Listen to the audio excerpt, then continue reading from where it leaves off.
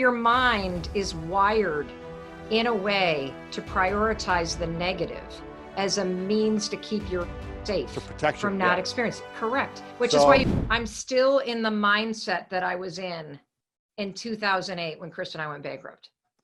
Which is, I need to get as scarcity. Yeah. Man, really? Yes, that's the big insight I've had during this pandemic. Yeah. Shut up. Shut up. We're going to talk about it. No, I'm just saying shut up because that's crazy to hear you say that. Well, yeah, because we shouldn't be talking. We should just be going. Well, you're recording all this, so you can put it any way you want. Yeah, we could add it in here, but.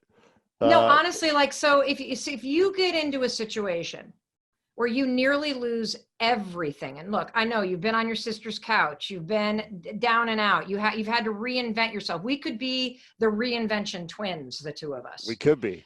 Yes, and the thing is, though, is that if you get in that moment where you can't pay for groceries, where you think your car is going to get repossessed, where you can't pay for your kids' town soccer league, that is low. When as a parent, you can't provide what you want to provide for your kids. You don't ever want to be in that situation again. And so when I started to claw my way out of that, Lewis, and I started making money and Chris started getting his restaurant business back on the rails, I mean, we were still $800,000 in debt. It was 3 years worth of trying to make the ends meet. And when I gave that TEDx talk in 2011, that was 3 years after I discovered the 5-second rule. I had a full-time job with benefits, and we were still massively in debt. There were still liens on the house. And after that TEDx talk, which is what launched the speaking business, as people started to book me and I started making money, I was like a squirrel with a freaking nut, man. A dollar came in, I'm like, put it away, put it away, put it away, right. put it away, put it away. And every time a speech came, you know what everybody said as I started to explode on the speaking circuit is, oh, speakers get hot. You're going to be the hot speaker in, 2017, and then take everything you can get. And I just they're said on yes. to the next speaker. Yeah. And so I figured it was just a fad. And so I said yes to everything. And I have become addicted to being busy. And it is driven when I'm present from making an impact. But if I'm honest, it is mostly driven from that mentality from 2008, the fear that this could all disappear. Wow. We both went through our own, I guess, identity shift and dream death or ego death in 2008 with me from football and you with your career and everything. To give people context, because I'm just going to roll with this from what you just shared. Mel Robbins has been a friend of mine for years. You've come and spoke at Summit of Greatness. You've been on the show a few times before, and you've exploded in the last 4 years, really, with everything you've been talking about, from speaking to the 5-second rule to the Mel Robbins show, which was a big hit. But then, in the middle of pandemic, that dream just ended, and we're talking about, a big revelation for you, which is scarcity. And this is something we teach all the time, to be in abundance and don't have a scarce mindset. But you're saying that you feel like you've been in scarcity still for the last 3 years. Yeah. In some way, obviously abundance of I can do everything, but in some way you felt. Yeah. There have been modes where I've said yes to things, Lewis, because I've been afraid that all of my good fortune would disappear. And if I had to take a look at one of the biggest lessons from the pandemic that COVID-19 created, I call it the Great Pause, where all of us were forced to take a gigantic pause from our everyday life. And I need to qualify what I'm about to say by also saying that we have not lost a family member. We have not had we don't have anybody. My dad is retired, so we don't have an essential worker at a hospital or a grocery store. So I am speaking about the impact of COVID-19 without having lost a loved one. And so the Great Pause that basically had my talk show end abruptly. We got 5 minutes notice. We're told to evacuate CBS Broadcast Center. And all of a sudden, it was over. 139 people, no goodbyes. Oh my goodness. 175 shows, no thank yous. We finished taping. I walked into the control room. My executive producer, Mindy Borman, turned to me and said they found COVID in the building. She started tearing up. Everybody, this has been remarkable. It's a wrap. We're the last show in the building. CBS let us finish taping. They're sealing off the building. I literally ran up in the middle of a show. Yes, No. This was March 11th, and we had already stopped down audiences, and so I ran upstairs to the apartment in CBS, which was like our green room. I grabbed everything that was possibly not nailed down. Don't tell Sony I took a bunch of the blazers, and I'm still a farm girl from the Midwest at heart. Grab them, go. Who's going to know that they're missing? And so and that was it.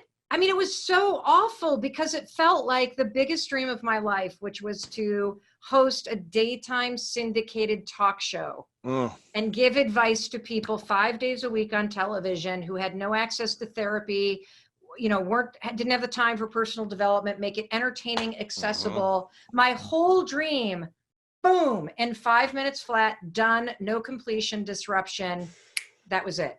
And then 2 days later, Houghton Mifflin, which was my publisher for my next book, started laying people off, and they called me and said, we need to cancel the book contract. No, I did not. Yeah, they did.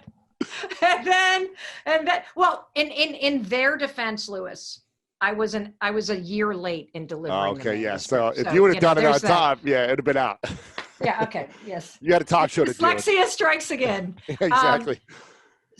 And then it started to be like, this speech is canceled, and this speech is canceled, and this speech is canceled. And basically, once Microsoft announced that there were no events happening until June 2021, the speaking business, at least the corporate speaking business, is basically on hold for in-person events for over a year.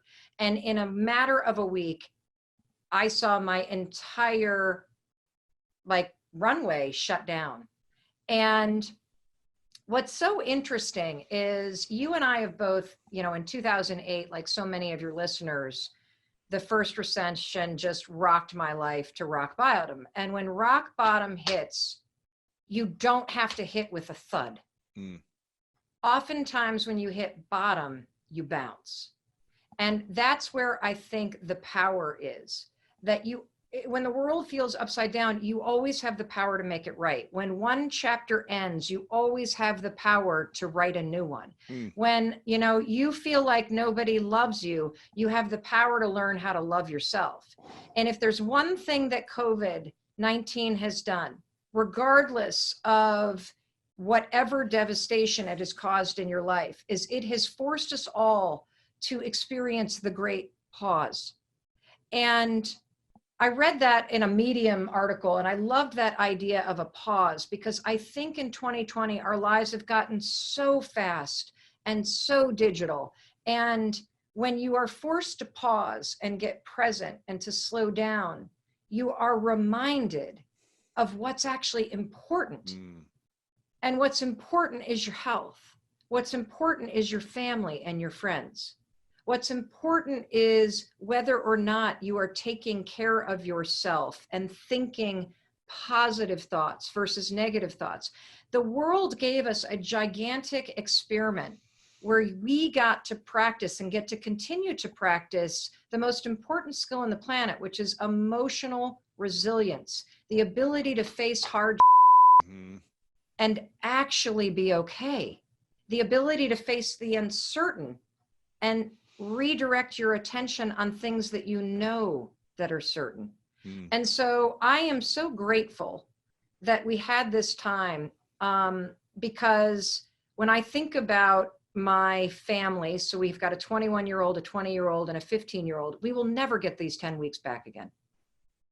It was a gift. As much as our two daughters who are in college were complete when they got home, it was a gift. Yeah. And the other thing is, for that generation, by the way, for them to learn, the generation where everybody gets a trophy, that the things that you love can be taken away like that.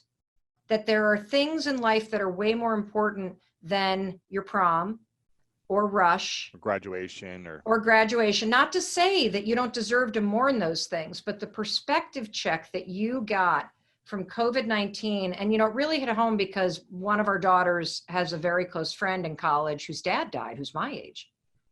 And no prior conditions, nothing.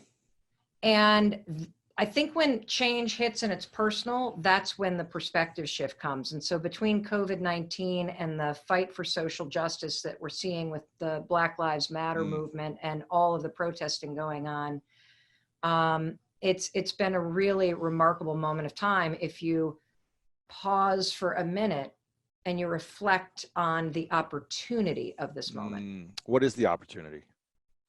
The opportunity is to unlock the power that's inside you to create a better future for yourself, for your family, for your body, for your mind, for your spirit, for this country, for this world, for your community. Yeah. I always talk about, since I experience many breakdowns, whether it be a physical breakdown or relationship breakdown or family breakdowns, I feel like in order for us to really see clearly, we need to break down in a big way. It's hard to make big changes when things are good or when they're so-so. It's even when it's like, it's not good, it's hard to make changes. It needs to be devastatingly challenging for a lot of us. Some of us maybe can make changes all the time, but for most people, there needs to be some devastation or near devastation, either personally or close to you, to say, oh, let me reevaluate, let me pause, like you talked about, and start creating a better future for myself. Why do you think that is in human beings, that, you know, if things are going bad, we won't change? If they're going good, we won't change, but it's almost like we need a massive breakdown, near-death experience, divorce, COVID, for us to see clearly to start changing? Well, there's a really simple answer: patterns. So the thing about all human beings is that we are pattern learning machines. And if you feel stuck or broken, I guarantee you, while you feel that way, you're not. You have a pattern of behavior or a pattern of thinking that is broken. And we need to be disrupted because we love our patterns. And even people that I know, like even when we're in pain. Even when we're in pain, we love the pain. Pain's familiar for a lot of people. Yeah. So a lot of people, like you may be listening to Lewis and I talking, and you grew up in a super chaotic household. Maybe your parents argued all the time. Maybe your dad or mom were in and out. Maybe there was a lot of fighting. Maybe there was actual abuse. I don't know what was going on, but it was chaotic as hell. And so as an adult, you have vowed to yourself, you are not going to repeat that pattern. But what ends up happening is, because as a little kid, you observed, witnessed, absorbed the pattern of chaos in your nervous system, unless you go about the intentional work of breaking the pattern of chaos, you will create it in your own life because it's what's familiar. You won't understand. Why do I keep dating these assholes? Why do I go to these bosses that treat me like crap? Because you don't know what it feels like to be in a relationship with either a boss or a romantic partner or a roommate that is consistent. Because for the first 18 years of your life, you lived in a state called, when's the next shoe going to drop? Right.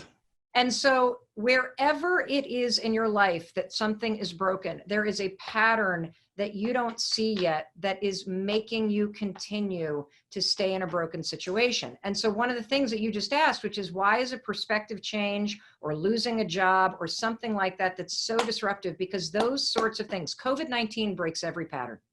Yes. Black Lives Matter. Yep. Yes.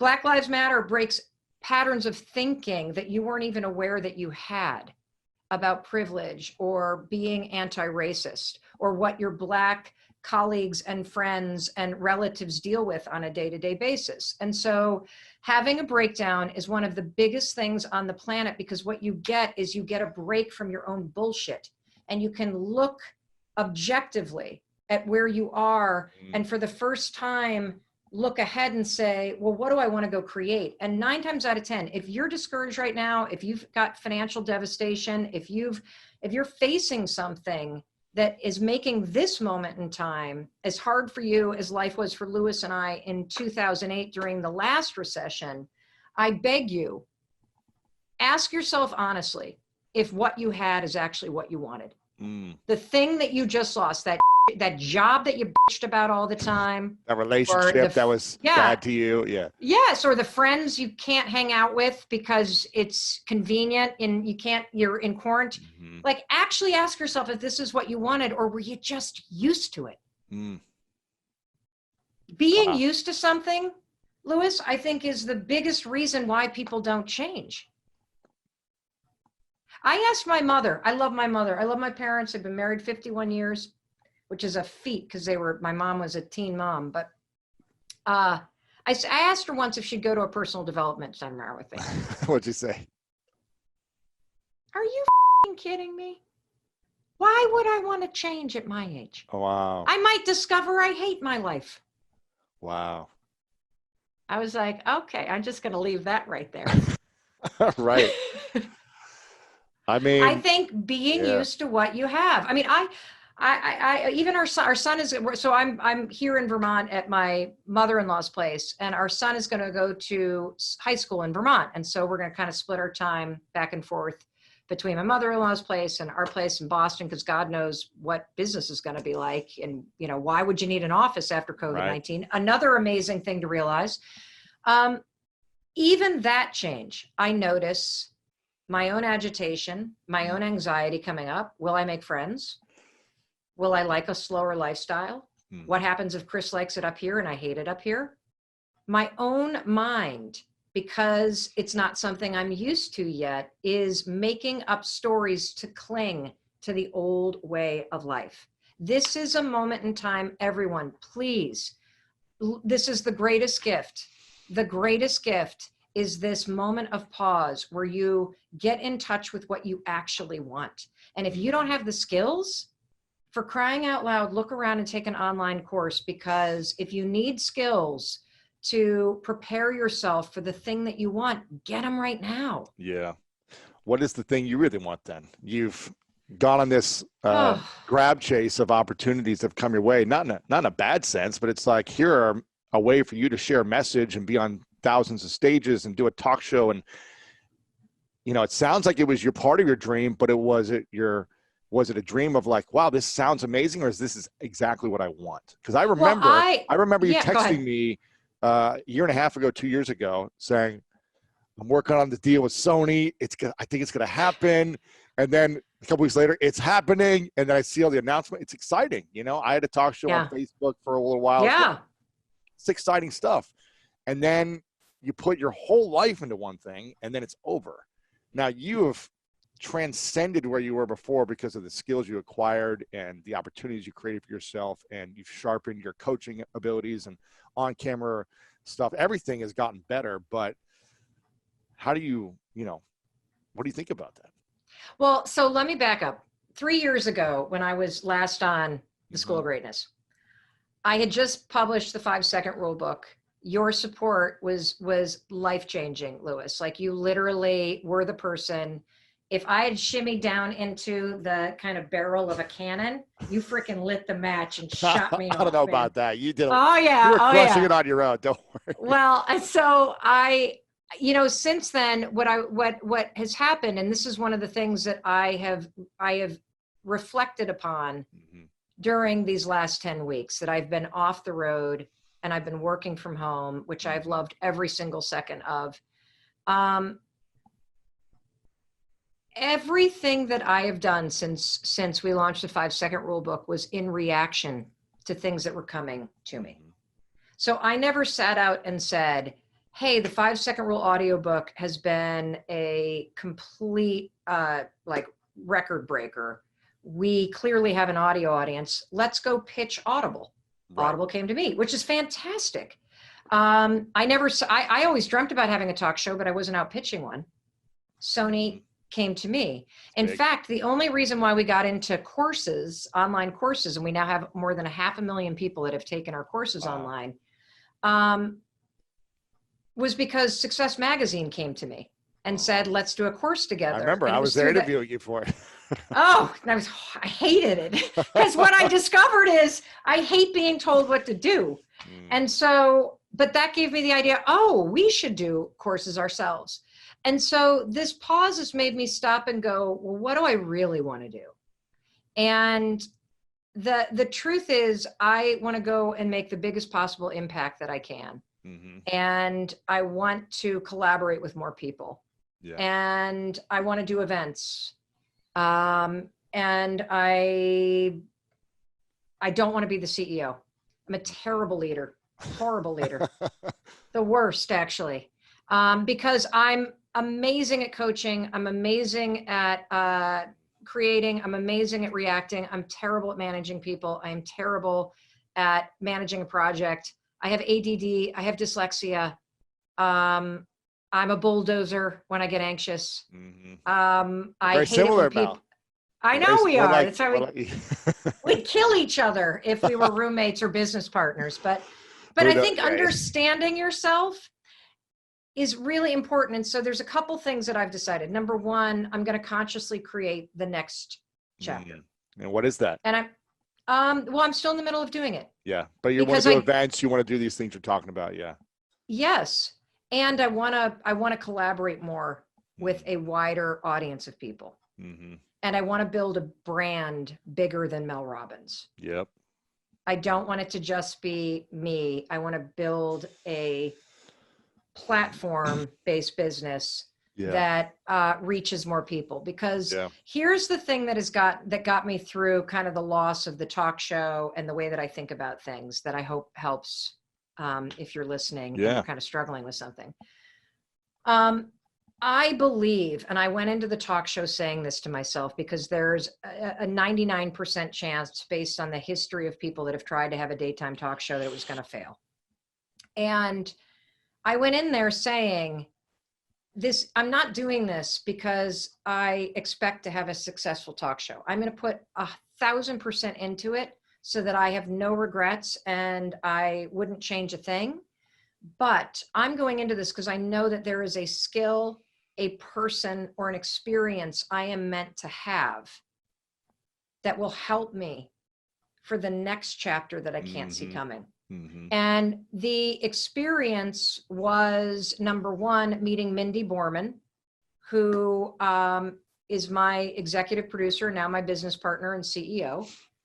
And it was also in working with a team of 130 people and finally being in the right seat on the bus, Lewis. And not having to manage everything, but being in your lane. Yes. And having a team and you not being the one doing everything. I know that feeling. Well, it's not even that I was doing everything. It's that I didn't have anybody managing me. Right. And so your mind is going to go into like opportunity, as opposed to focus mode. Right. And so if you ever wonder why it feels like we're running in circles, it's because I'm the one leading us in circles. Right. Yeah. And so it's a very hard thing to spot when you're in the middle of it. Yep. But when I got into a machinery that operated in a way where I was in the right seat on the bus, it was absolutely liberating. And that was the biggest gift of all. And then the third thing is, I think the daytime talk show and being face-to-face with your audience and having such a big daily audience, it was really amazing to be able to have an impact on a large number of people who feel forgotten because they're a little bit older if they're still watching TV. And a lot of the folks who are still watching TV at home during the daytime do not have the resources that you and I have, and may not have access to therapy or live in a community where it's stigmatized. And so having a platform that was reaching people that really appreciated this kind of content, and also working with a really diverse range of experts, absolutely incredible. So I felt like I was organizing a killer dinner party conversation every day with real people's problems and the world's best experts. And so you kind of do a similar thing here on your podcast. So I know I want to continue to do that. but I'm in the middle of creating it. So if Yeah, I that's said great. anything other than, I know it's events, I know it's more courses, I know it's collaborating with more people and getting outside my comfort zone. And I also know that as I set out to write down what I want to do, there's so much freaking fear that I have. Why is that? Because I still feel like I'm not worthy. I feel like I don't deserve it. Like it's old bullshit. And I think that's the other thing about patterns, everybody, is just because you identify. And for me as a kid, for whatever reason, I have my own version of feeling invisible and feeling like I'm not good enough. And so my way of coping, both with my anxiety and being a survivor of sexual abuse and wanting love, which we all need, is I was like an overachiever. And so I'm the kind of person that's super busy and a go-getter because it got me attention. And if I was the one that was super busy and achieving, I not only got praise, but it also insulates you from other people not picking you because you're the one in a leadership role doing the picking. Right. And so there's a part of me at the age of 51 that is realizing that, you know, these feelings of feeling unworthy and this hyper drive to try to achieve, it's all coming from a place of feeling inadequate or like what I'm doing is not enough. And still, so that's at 50, having the talk show, having a best-selling book, having the Audible originals, having the platform everywhere, having the impact, it still don't feel, being the most booked female speaker in the world, like you still don't feel. It's so stupid. It's annoying. And human beings are annoying. We are stuck with this wiring. Like if you think about it, like all of the crap you believe is probably a hangover from age 0 to 10. That as adults, we walk around thinking the same stuff we thought as kids. And I can't stand that I feel that way, but knowing it, it allows me to catch it before it stops me from having an event or writing that next book or taking a risk. What do you think the biggest fear is? Because you say not worthy or not feeling enough. Is that? I mean, it's just people liking me. I think like being a people pleaser. Yeah, we're so similar in every way. It's crazy. It's great. I want people to like me. What happens if they don't like you? It's lonely, dude.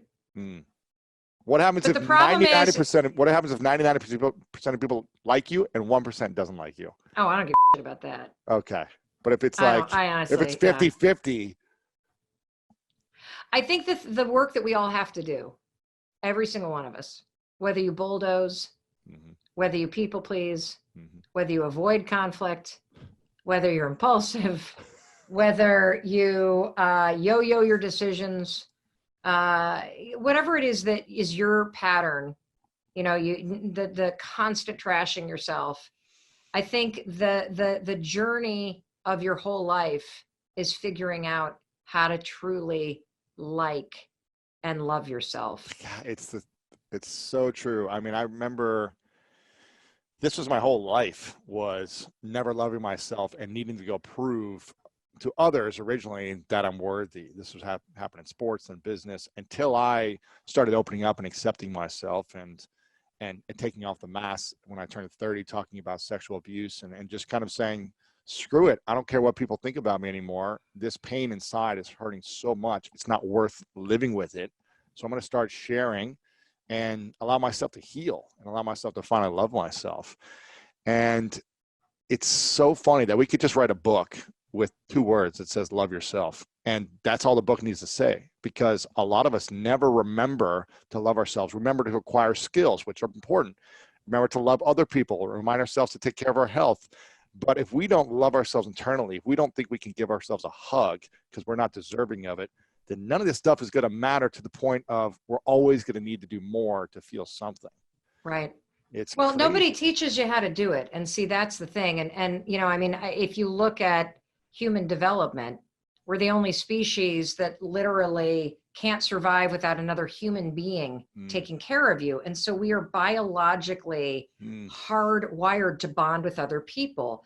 And that is from the very beginning of when you come out, bonding with somebody else and making sure they pay attention to you is your survival imperative. So you are born needing somebody else. And I think what ends up happening is there's never that kind of clean break or pass off between needing your parents to take care of you, needing your friends' approval to fit in, to truly having ownership over giving yourself what you didn't get, giving yourself what you needed. And that's the piece that I've been doing a lot of during the great pause, is slowing down, because so much of my busyness was fueled by, praise me, love me. Am I doing enough? Please tell me I'm doing okay. Okay, I can breathe now. I'm okay now. And when I slow down, and maybe it's a function of the anxiety, that's when things get scary, because that's when you've really got to be with yourself. And so it's in getting off the road, slowing down, recognizing that I'm super grateful for all the opportunity. And I know the work that I'm doing makes a tremendous impact. And I particularly love hearing from mental health practitioners that the 5-second rule, I've heard from so many people in inpatient psychiatric wards, Lewis, that use the 5-second rule in the videos we put on YouTube in their group counseling sessions with people. And knowing that it is helping so many people, it is like the greatest gift on the planet to know that it's making a difference. But I know that in this next chapter that I consciously create, I want to have more fun. I really want to love the process. Yeah. I don't want to make it so hard on myself and be gripping everything so tight. And it's really easy for me to see it in other people because I know what it feels like in here. I'm working hard to break the patterns that still hold me back.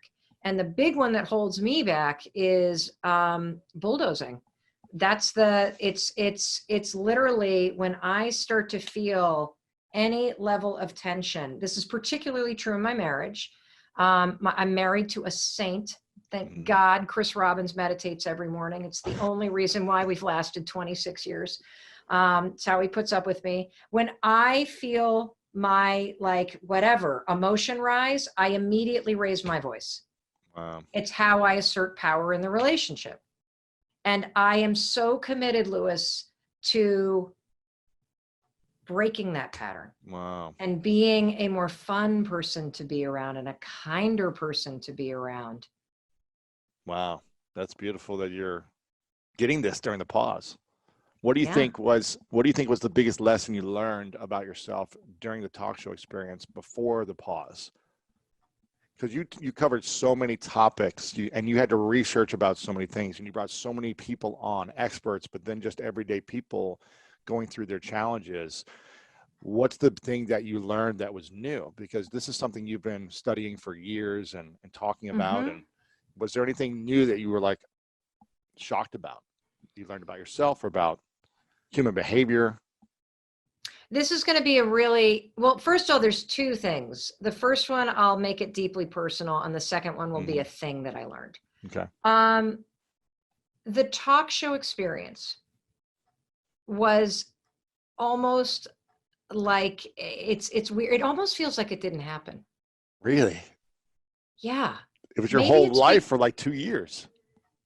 Yeah. But 175 shows, it was super intense. It was almost a spiritual experience because I had dreamt about it for as long as I could remember. And I stepped onto that talk show set with such a level of mastery. And the reason why I had a level of mastery is because I could look backwards at my life and see that I had been heading to that moment for my entire life.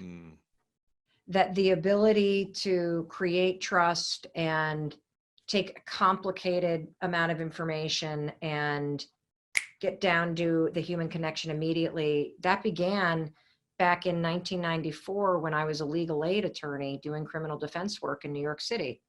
My ability to understand what victims of domestic violence go through goes all the way back to 1986 through 1988 when I was a crisis intervention counselor volunteering on a domestic violence hotline. Wow. My ability to read a teleprompter had to do with being at CNN.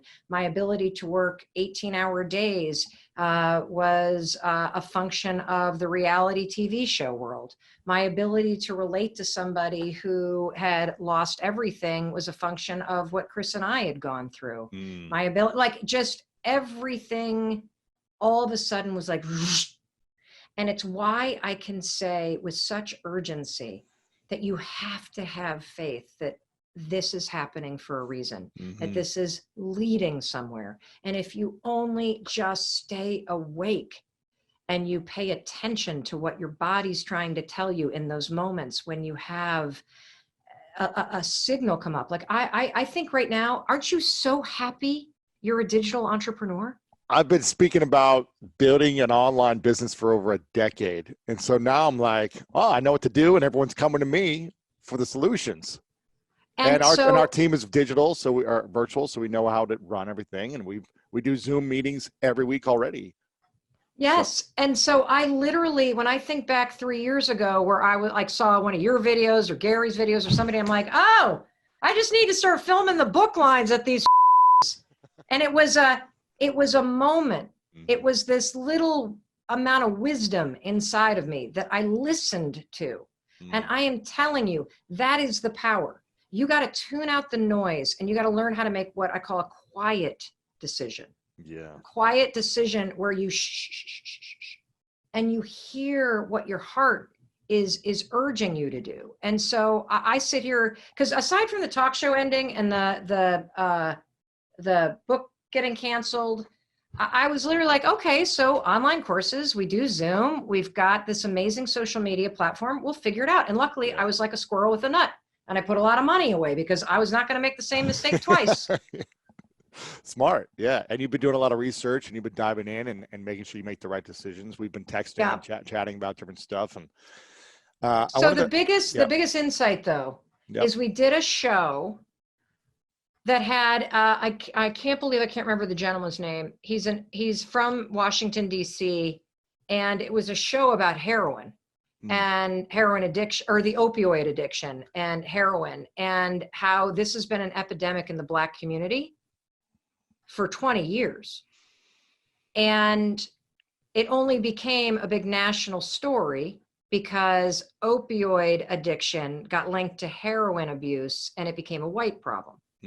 And so he came on the show with 3 former addicts. It was the most profound show that I have ever done because I learned something that I never even understood as a public defender. And that is living in poverty and living with systematic racism creates trauma. And when people experience trauma in their bodies and in their nervous systems, your response, particularly if you have no resources or treatment, and the vast majority of us do not get treatment for the trauma that we experience, most of us want to numb it. And he connected the dots between the chronic trauma that the folks that he was serving had experienced growing up in extreme poverty, around violence, dealing with racism and bigotry and violence, and the natural inclination to reach for something to help you numb that pain. And he connected the dots between deep emotional trauma and addictions that result in a way that I had never heard anybody explain so eloquently. And it was such an eye-opening experience. How do you think we heal trauma if we don't have the resources to go to therapy or do workshops or whatever it may be? Even if we do have resources, we don't have the courage to put ourselves out there. How do we start to heal trauma within our body? Excellent question. So we did a whole project for Audible Original called Take Control. That was all about, the thesis was this: any area of your life that you're stuck, I am willing to bet everything I have that you have a trauma pattern from your past that you've never healed. You got a boss that is abusive, guarantee you this has to do with a trauma pattern from your past. You can't succeed in the areas you want. You can't lose the weight. There's some pattern from your past. So the first thing is recognizing that you actually experience trauma. And I am a huge proponent, as so many people are, of widening the definition, because I think up until about 5 years ago, most of us thought that trauma just meant, okay, you were in active duty, or you were in a huge accident or incident that was highly traumatic, or you survived some sort of physical, sexual, whatever abuse.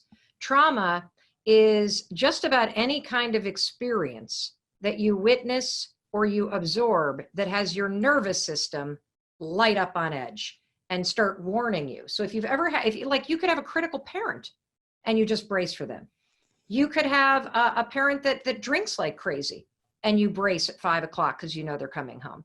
You could have been abandoned by a parent, or have a parent that was mentally ill, or have a parent that was so on your ass because they wanted you to be a pro football player. And so you were constantly on edge. It's when your nervous system fires up to a state of alert that now gets programmed into your body as a response. There's a reason why so many couples at 5 o'clock at night start bickering. And it has to do with the fact that at 5 o'clock is typically when a lot of parents 20 years ago were coming home from work. And that's when the arguing would start.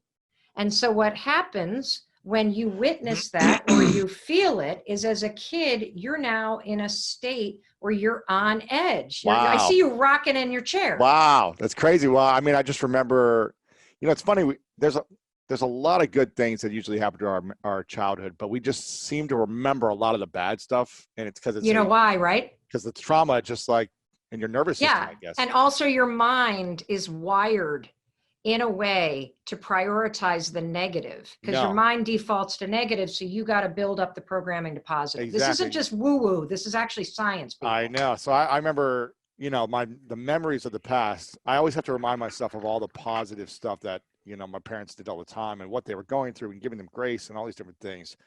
But I remember, when my dad would get home, you didn't know what type of day it was going to be for him. It was like either a thunder coming through the wooden floors with his wooden shoes and like being angry and upset, or it was like the loving father that would take me out and play catch in the backyard. So I have to constantly remind myself of like the positive, which I'm certain it was 90% of the time was good, but those 10% of the time, creates that clinching mode, like you said. Well, let me explain what happens. So there's a really interesting concept called ghosts in the nursery. And so trauma patterns get automated because they're not experienced in your brain, they're felt in your nervous system. And so it's why you can have a pattern from your past, but be completely unaware that it's running your life right now, because it's stored not in your conscious thought, but in your nervous system. And you feel it in your body before it even gets into your head. And so there's this concept called ghosts in the nursery, which basically means there's all kinds of that goes on when you're little that you may or may not remember in your mind, but your body remembers it. So for example, if you had parents that were just stressed out and they come home and they've been busy and you're sitting there playing on the floor and there's toys everywhere, and mom or dad's reaction to a mess is to scream, that creates this kind of thing in your nervous system. Now, you may not remember that episode that happened on May 17th, 1972, but your nervous system remembers what it's like. So fast forward, you're now 51 years old and you walk in the house and there's a mess everywhere. And even though you have said, I'm not going to bulldoze and yell at anybody, my body recognizes the situation.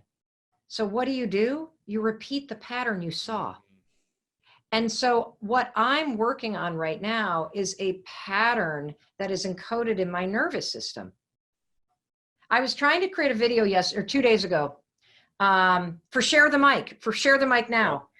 Trying to create a video, and I'm like doing take after take because I want to get it right. And my daughter comes waltzing into the room and was like, how long are you going to be doing this? And I was like, can't you see that I'm working? I literally like screamed at her. And she looked at me, Lewis, and she goes, you have a real problem. Wow. How old is your daughter? 20. And I said, I calmly said, you're right, I do. When I get interrupted, I lose control of the response, and I'm working so hard. And the way that and I'm clearly not mastering this yet, but the way that you do it is as you feel it rise up, you have to, you can use the 5-second rule, 5, 4, 3, 2, 1. You can use just take a quick breath. You can notice the pattern, and you've got to create a pause between the emotion rising up and the reaction that gets automated. And for many people, the reaction, Lewis, is to run away. It's to leave the room. It's to avoid the confrontation. It was just easy, hold on, let me let the clock go. Even though you hate being interrupted by anything, this is a great interruption. See, I did. Like I didn't do the bulldoze. I was calm because it wasn't a human being. I'm only mean to human beings. I know, a lot of people run away. They avoid conflict. They say it's just easier. But if running away and avoiding conflict continues to create a pattern where you feel invisible and your boundaries are tromped on, that's a pattern. And, here's the other thing about patterns. Running away and being quiet might have saved you when you were little. Because if you were quiet and out of the room, you didn't get hit, you didn't get yelled at, you were out of harm's way. So when you were little, it was a genius pattern because it protected you.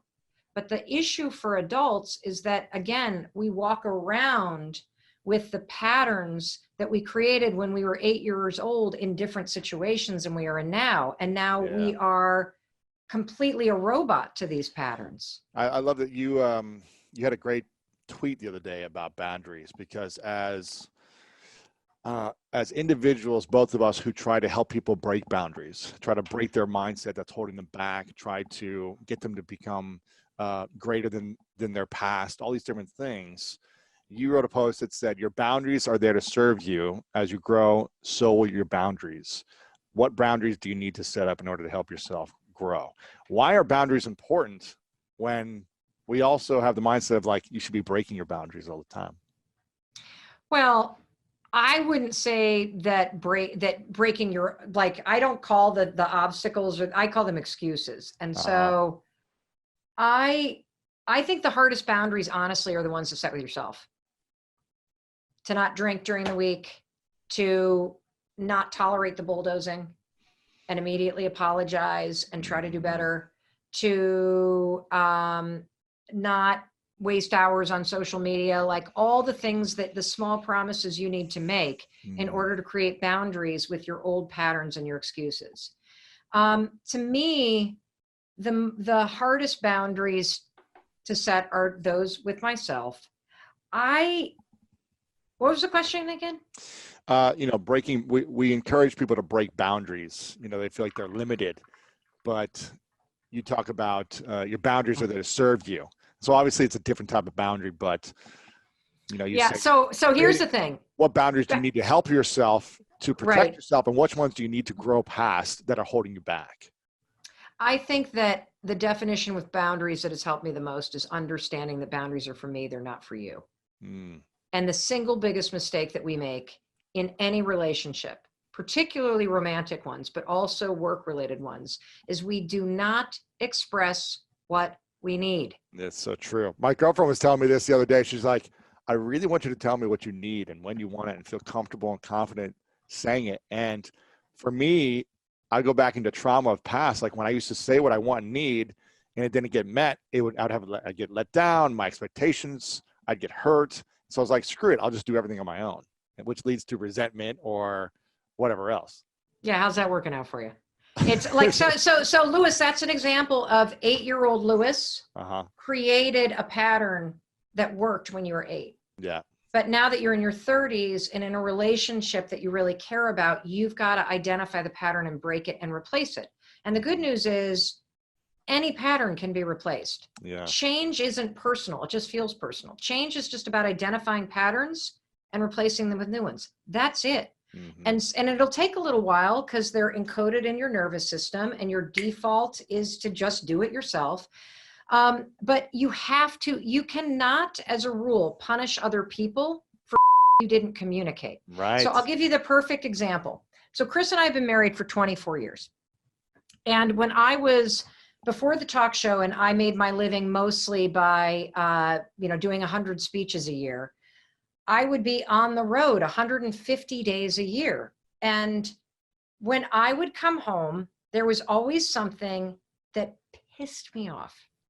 Like what? Like, the trash isn't taken out, the clothes are here, or is it something else? Oh no, I'm way worse than that. Are you kidding?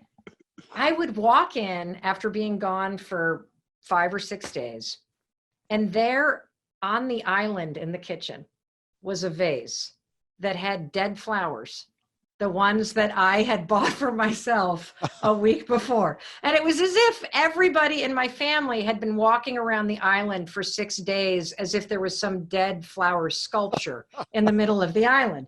And so I would come home, and first of all, the only person that's really excited to see me is a dog.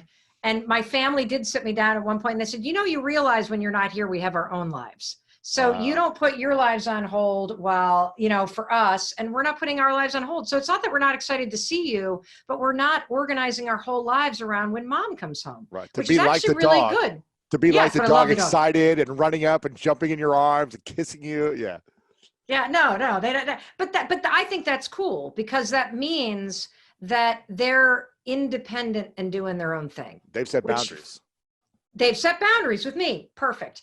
So for probably 6 months, I would get pissy and I would walk in and put my bags down and I grab the flowers and I demonstratively, how many times has everyone done this? Throw them out loudly. Like, are you everyone getting hears my you. Communication? Yeah, I'm getting my communication. Just throwing these dead flowers out, communicate to you that you should buy me flowers. Like, I'm not saying that, but that's what the body language is, right? How dare you? I have been off. I've been in 4 cities, and then you become a mart. Like, ugh, I'm disgusting when I tell this story. But this is it. This is like, so. Well, I see you've got some lovely flowers behind you that look alive, so that's good to see. Oh, that's nice. So, Lupin. So, I do love flowers. So finally, I just said to Chris, you know what would make me feel amazing is if when I came home, you had just bought some flowers. Just go to just when you're at the grocery store. It doesn't, you don't have to order. Like I'm saying, buy the $5 pack of half dead tulips, just something. Okay. And then he said, why? And this is the most important part of expressing. And look, you don't have to give an explanation if you're trying to like cut off a toxic person. But if you want to express boundaries with somebody because you want them to understand you more deeply, give them the why. I said, because it makes me think that you are excited for me to come home and that you knew I was coming because I'm starting to feel forgotten. So underneath the anger, Lewis. Wow. Was hurt and feeling like I didn't matter. And so I'll be darned, I walk in and there they are. And I literally feel so seen. And, the other thing to do is, and like another thing for us too, is like Chris and I learned on my talk show because Chris was on it and we did a show all about men and what men think and the secrets they keep. Oh, and wow. I learned for the first time that my husband prefers to have sex in the morning. I think a lot of men do. I didn't know that. Well, see, I didn't like it because I don't like bad breath in the morning. My girlfriend says the same thing. My girlfriend says the same thing. But I'm like, why didn't you tell me? And the reason why is because we're so funky about asking for what we need. We're so afraid of getting rejected or denied or whatever, or being vulnerable in that moment. But the greatest thing that you can do is ask for what you need. Your friends need to know what you need. Your lover needs to know what you need. Your kids need to know what you need, because then they can show up in a way where you feel seen, and then they're gonna feel incredible.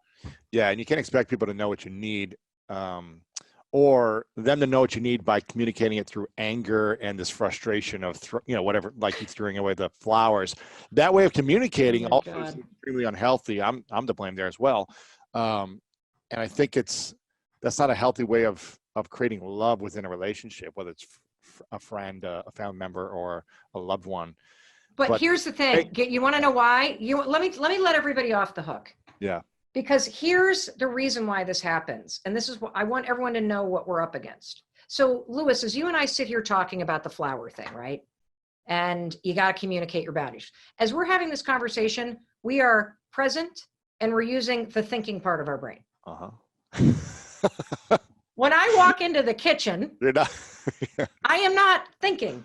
Yeah. I am in the emotional, traumatic, nervous system, robot part of my body. And that's where your feelings and your triggers take over. Yeah. And if you can start to identify the bulldozing, the anger, all that stuff, you will literally change your whole life by just changing one or two patterns. The other thing, and you asked me about the talk show. The single greatest gift of the talk show content-wise is something called the word wheel. So I don't have it right here, but if you Google word wheel or wheel of emotions, you will find that if you ask somebody, name as many emotions as you can. Most people can name 3: happy, sad, angry. There's literally like 113 of them. From disgusted to hopeless to, and if you start with a core, this thing allows you to start with a core emotion and go out. Because back to the flower example, I was expressing anger. That's not what I was feeling. I was feeling invisible and forgotten. And so the word wheel is something that we used several times a week to help people go from the thing that they are expressing to communicating what you're feeling, which is a lot like the work that you wrote about in your book around wearing masks. Getting to the root of the core emotion you're feeling but not expressing. And that gets back to the pause thing. What have I seen? That I am busy, that I am so. Have you ever wanted something so bad that you become paralyzed? Yeah. I so want to end the mental pain and suffering that people feel. I so want to help people heal their minds and to have the power to create a better future. And I get so overwhelmed by how much I want to see that happen in the world that sometimes I become paralyzed. And what happens for me a lot of the time is I feel insignificant in my ability to move the needle on that. Yeah, because there's billions of people who are struggling. Yeah. And it's like, what do you do to make the maximum use of your time, to make the maximum impact, and to also create resources to create more impact? I get that. I yell at my husband to buy me flowers. That's what I do. I get the feeling. Is this wheel of emotions? Is this something you created, or is this something out there? No, it's in the public domain. Wow, that's cool. I never heard of that. That's really cool. Now, I've been, I think I mentioned this to you. I've had some paralysis or just a lack of focus around completion of my book proposal I've been working on for about a year as well. About Dyslexia Unite. Exactly. About eliminating self-doubt. I think self-doubt and mental challenges kind of are cousins maybe of each other, family members in some way. And I think self-doubt is the killer of dreams. I believe when we don't believe in ourselves and our abilities, eventually we're going to sabotage something. And I hear you talk about confidence a lot. A lot of your social media posts are about this. You say it a lot better than I do. But what do you think are the reasons we doubt ourselves, or what do you think is the steps to gaining more confidence in ourselves when we doubt? So I always thought that confidence was a thing that you feel. And I have come to prefer that confidence is something that you do, meaning that, you know, a lot of people like to think, okay, well, you're going to feel confident first, and then once you feel confident, then you'll take the action. And that's wrong. It's not a chicken or an egg in my mind. I think what happens is you have to force yourself in a moment of self-doubt to do something. And when you see yourself taking action, the confidence follows. So I have created my own definition of confidence, which is confidence is the willingness to try. And you display the willingness to try when you take action. Yeah. It's a lot like the relationship between courage and fear. You can't have courage without fear. Courage isn't the absence of fear. It's acting in the face of it. And confidence isn't the absence of self-doubt. It's being willing to try, even though you doubt yourself. Mm-hmm. That's beautiful. That's going in the book. I'm quoting you in the book. Make it, baby. Make it your own. I love that. That's powerful. Yeah. And I think, you know, I'm sure we're very similar in the sense that we do a lot and we build confidence because we would take action. You in law school and public defending and all these different things you've done, where it's like, okay, I'm afraid, but let me go do it and do it. And now, okay, I'm getting better. Now I feel more confident. It's not just let me learn something or let me read a book and now I'm confident in a skill that I haven't applied. I must apply it and fail a bunch and realize, oh, okay, I've gotten better. I have fallen over and over and now I'm standing and I'm actually doing okay and I'm doing even better now. Let me build my confidence there. So yes. And look, you know, here's the thing. I think that preparation and studying something so that you feel like you have an understanding of something can be an important first thing that you try, but don't let the studying of something become the reason why you don't actually take the next action. Yeah. Well, I need to get my master's. I need to go to business school. I need to go to whatever, and then never actually do it. When you can start doing something much sooner before needing to have all the credentials necessarily. Yes, there's very few things. Except for like being a doctor. Okay, maybe don't do surgery. Correct. Yeah. Yeah, a chemist, a doctor, something that requires you to actually have accreditation and specialized knowledge, an engineer, whatever. But most things that you will master in life will not be mastered by reading a book. You cannot learn how to ride a bike by reading about it. You have to get your ass on that seat and find your balance. That's how you find balance, is by falling, because balance is somewhere in between not being on the bike and falling. Or being on the bike and falling, rather. That's beautiful. I could go on for another few hours, but I want to ask a few more questions and shift for a second and then try to wrangle us in at some point because I could talk to you forever.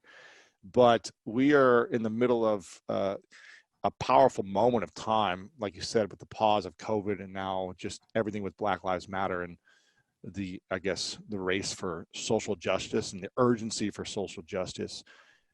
You were covering, I believe, when you were at CNN, the George Zimmerman trial about the killing of Trayvon Martin. Is that correct? Yeah. So when I was a paid legal commentator for CNN for over 3 years, and I covered Trayvon Martin's murder, Eric Garner, Tamir Rice, Freddie Gray, the list goes on, Michael Brown, Ferguson, the list goes on and on and on and on. In fact, when the first wave of Black Lives Matter protests happened, I was on set at CNN with Sonny Hostin and Sally Cohn and Margaret Hoover. And at the end of our segment, we all put our hands up in solidarity and support with Black Lives Matter and almost got fired for making a political statement. Yep, on CNN. And so what was your those cases?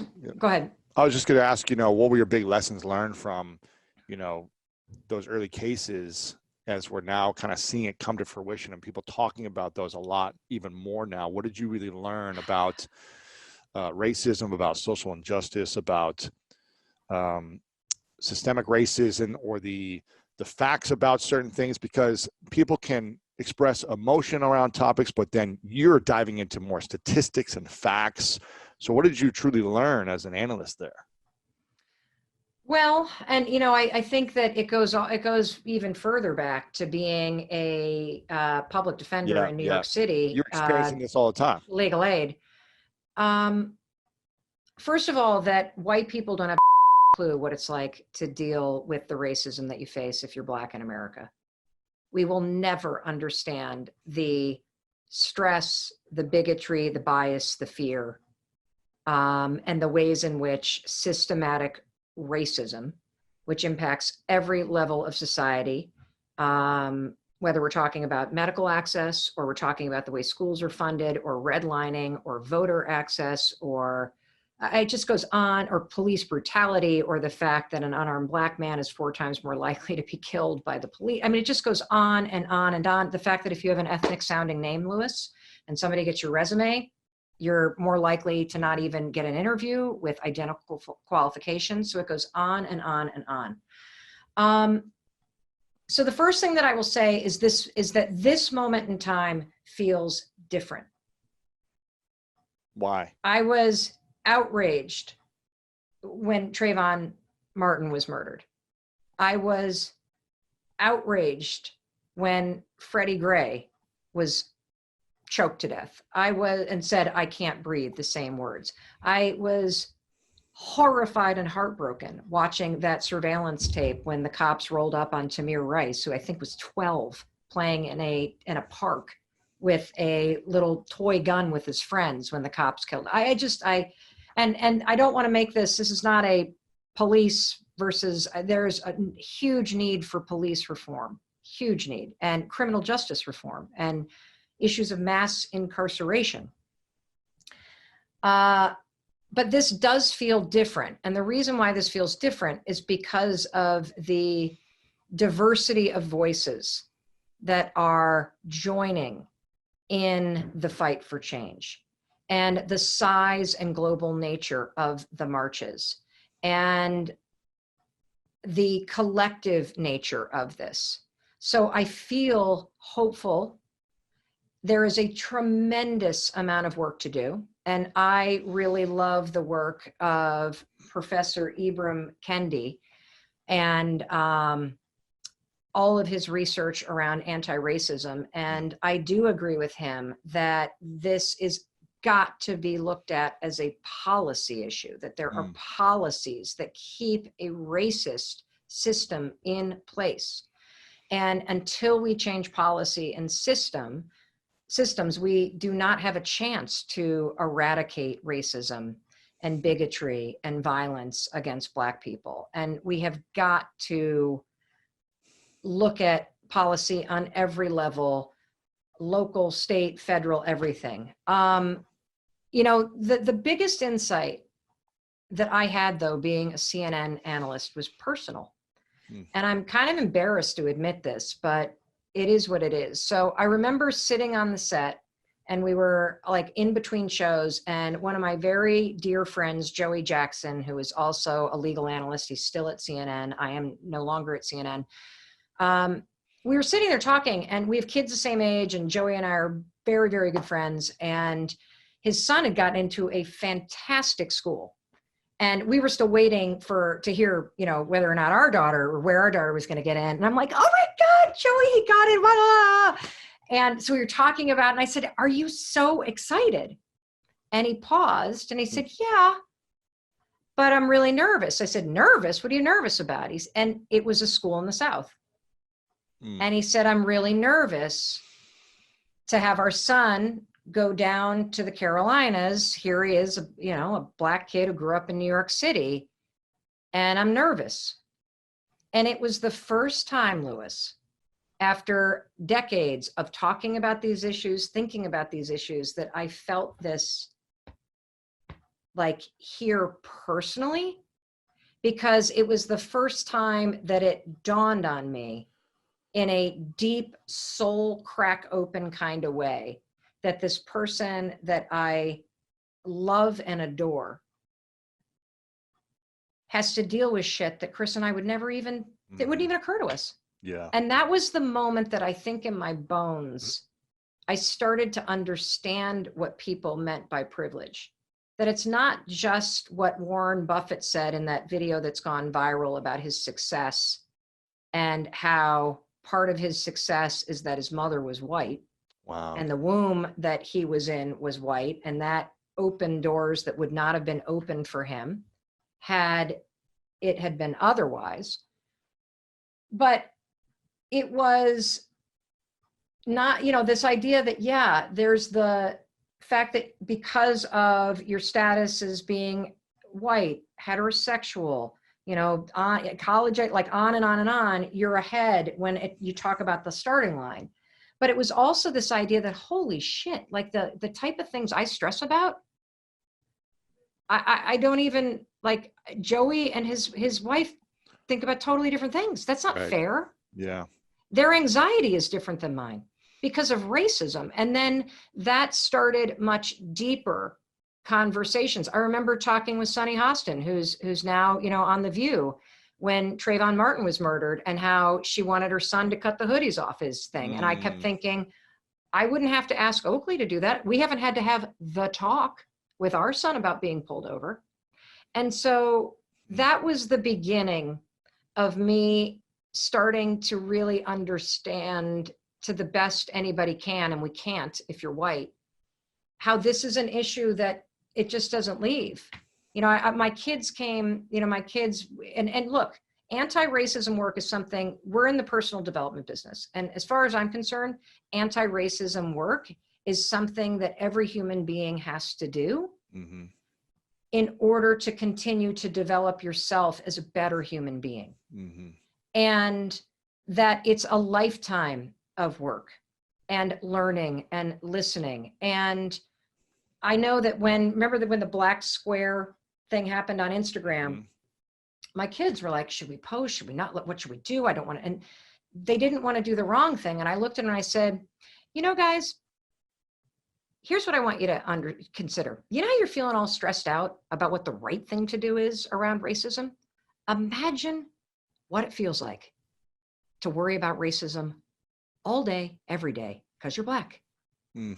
Like, even worrying about posting the right thing is a form of privilege. And so I said, the worst thing you can do right now is stay silent. Post something. Say something. We are in the middle of the largest civil rights movement of our generation. And history is not going to be rewritten on this one. We have it on video. And so you will know who spoke out and who didn't. You will know what side of history you are on. And you may not know what to say, but for God's sakes, don't stay silent, because your silence cannot be misinterpreted. It's very loud. Right. And so even if you don't know what to say, start listening. Repost things that you're finding helpful. I think that, you know, I take the influence that we have, having a platform the size that we do, with great responsibility. It was a huge honor and a huge responsibility to try to unpack some of the biggest criminal justice and social cases on a platform as large as CNN. It is a huge responsibility and an honor to have a platform where you can hopefully lift other voices up, particularly Black voices. And you can also share what you're learning on the never-ending journey to be a better human being, because that's what it's going to take. It's going to take everybody doing the work to be anti-racist, because the truth is, you know, and this is why I love so many of the experts, but it really resonates for me what Professor Kendi's saying about how every action or inaction is either racist or anti-racist. Everything you say or the silence that you choose could be racist or anti-racist. And look, there are probably things that I've said during this that might be deemed racist. I'll learn from it. But the one thing that I'm not going to do is stay silent. I'd rather make a mistake. I'd rather learn something. And now is a time to speak up. Yeah. And that's because of the kind of influence I want to make in the world. Mm-hmm. Policy takes time to change.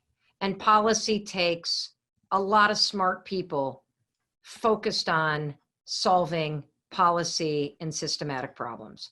And, you know, I think all change starts in your own heart. Mm-hmm. Then it starts in your home by how you talk to your children and how you talk to your family. Then it trickles out to your workplace and to the community. And so if you really want to see this happen, you have to get involved in local politics and who's getting elected to be the sheriff and the DA. Mm-hmm. You have to get involved in state politics. You have to get involved in national politics. And, you know, I think that if what I'm optimistic about is I think there is such a groundswell of people talking about the need for change that maybe, just maybe, this groundswell is going to fuel the next administration coming in and focusing on solving some of these problems. But I also am one of these people, Lewis, who believe that one of the smartest things that we could do is invest in education. Mm. That when you have a school system, national policy that is almost entirely funded by property taxes, of course you're going to have tremendous inequities. When you have a militarized police force post 9/11, and we've moved away from a community policing model, of course we're going to have major issues. And so there's a lot of things that started to happen on the back of centuries of policies that were racist, keeping this structure in place, that have now, hopefully, we've reached a tipping point. I don't have all the answers. I know that I can just focus on what I can do. Learn as much as I can, listen as much as I can, share what I'm learning, elevate other people's voices on my platform and at work and in the kind of content that I'm doing and in the kind of research that I'm doing, and vote for change. Yeah. And that's what you can do. And of course, get out there and march and check in on your Black friends, and don't expect your Black friends to teach you. Get Google out, start buying people's books, right? Teach yourself. That's what you can do if you're concerned about this. Yeah, I love it. This is powerful. I want to wrap it up with my final two questions I ask at the end. Imagine it's your last day on earth, hypothetically, and you've achieved everything you want in your life. You've accomplished all your dreams. You finally don't need the approval of others. You aren't in scarcity mindset anymore. You're doing all these things that you want to do. And, but it's your last day, and you've got to take all your body of work with you. Every message you put out in the world, every tweet, every book, every video, every virtual reality thing you do in the future, whatever it is, it's got to go with you to the next place. But you get to be behind three things you know to be true from all the lessons you've learned that you would share with the world. What would you say are those three truths for you? 5, 4, 3, 2, 1. Motivation is garbage. You're one decision away from a totally different life. Love that. We're always one decision away from a different life, and it can be changed, and it changes it could be in a moment of decision. It doesn't have to take years to decide. You can decide now. Well, most of us take years trying to decide, but it actually happens in 5 seconds. And I mean, one decision to just get out of bed and try to get out of bed fast enough so that my anxiety wouldn't hit, it changed my life because it sent me on a different trajectory. And I think if you look backwards at any of the kind of pivotal moments of your life, there was a moment where you made a decision. And it's through your life is a sum of the decisions that you make, and staying silent is a decision. Avoiding people is a decision. Thinking about things is a decision. And when you realize that you do have the power to change things, because you have the power to make a decision, you have the power to change the decisions that you've been making. You have the power in any moment to take control, and you take control by making very conscious decisions about what you're going to do next. That's the secret to everything. Love that. Mel, people can follow you everywhere. Mel Robbins on social media. How can we support you moving forward? I know you're still creating the game plan for yourself, but if you haven't bought the 5-second rule, go buy that book right now. Yeah, get the audio book. That's the best thing. Get the audio book, exactly. Go to Audible and check out your Audible originals. Well, like Lewis, have 99% of the shit that I put out is free. Yeah. So, if you got anything out of this. If you want more from Mel, you got to listen to the audiobook. It's incredible. And I think you've sold like 30 million copies or something now. So it's one of the top sellers on Audible. It's always up there on the top. But whenever you have the next thing coming out, whenever it's going to be, we'd love to support you, and make sure you're following Mel. I'll be begging. I'll be knocking on Lewis's door. So let's hold him to it. Okay? We're going to be collaborating. I got to finish writing the damn book though first. I know. We're going to be collaborating. Well, maybe by then I'll have a podcast, Lewis, and I'll bring you on my podcast. You know what I want to call it? What are you going to call it? What the Mel? What the Mel? There you go. I want to. We're going to be collaborating for a long time, so we're going to be doing a lot more content together. But I want to acknowledge you, Mel, for constantly showing up and being so real and authentic that you always are, and just sharing the things about yourself that you have to. The things you need to work on and recognizing within yourself, because I think there's a lot of people out there who are sharing this type of work who don't open enough about this. I try to be the example on my show of say, here's where I'm messing up all the time and here's where I'm learning. And I think you do an amazing job as well of saying, I don't have all the answers, but I have some of the answers, and here's what's working and here's what's not working. And I really acknowledge you for that. I acknowledge you for chasing your dreams, even when the dreams don't work out the way you want them, and still picking yourself up and going after it again. So it can be debilitating for people to have a dream end drastically when you put your life into something. I know the pain of that. So I acknowledge you for showing up and for taking a pause, like we all are taking a pause right now. Final question for you. What's your definition of greatness? Honestly, my definition of greatness is Lewis House. First of all, he owns the URL, greatness.com. I do. Secondly, you are just, you embody greatness. I don't know anybody that cheers louder for other people than you. And you are one of the greatest people on the planet, Lewis. I cannot thank you enough for your support. I always hear you cheering, not only for me, but everybody. Like, you're the guy that I think is like, say it a little louder on the back. That's Lewis. And just keep shining bright, dude. I'm looking at those bulbs behind you. You are the definition of greatness. You embody that word. Oh, thank you. I appreciate that. Something I learned recently was that success is about ourselves. Greatness is about other people. And I think, I've transitioned from, starting a personal brand, I guess, 10 years ago or 12 years ago with getting lewishouse.com, because that was the thing to do to build your personal brand, to saying, okay, I see what Oprah's done. I see what some other people have done of having their name be the brand, but how can I not make it all about me and make it about something greater than that? And so when I heard you say, you want to make it more than just your name and just yourself as the person, you'll be leading the charge, but that's why I've shifted more into the school of greatness and building out greatness.com and things like that to try to go beyond that and not put so much pressure on one person being the person with all the answers. So I appreciate your kind words, Mel. You're amazing. You're an amazing friend, and anything I can do to support you, I got your back as always. So yes, there are people that you don't want to hang out with that will not serve you. But then move on. Don't sit there and talk about it constantly. Don't waste your time. And you say, but what if it's family, Tony? Mine was family too.